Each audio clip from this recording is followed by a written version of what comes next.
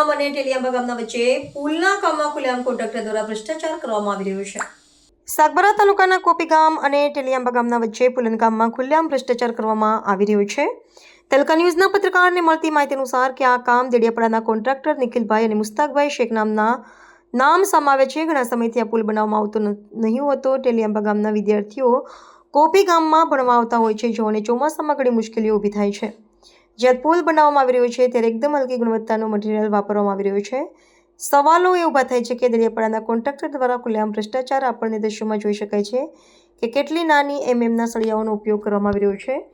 સરકાર દ્વારા કરોડોની ગ્રાન્ટ ફાળવવામાં આવે છે કે સારા પ્રમાણમાં કામો થાય, પણ આવા કોન્ટ્રાક્ટર સીધો ખુલ્લેઆમ ભ્રષ્ટાચાર કરી રહ્યા છે। એવા સંજોગોમાં સરકારી બાંધકામ શાખાના કર્મચારીઓને ગ્રાઉન્ડ પર વિઝિટ કરવા માટે આવે છે કે નહીં? રિપોર્ટર ફૈઝલ મકરાણી, સાગબારા।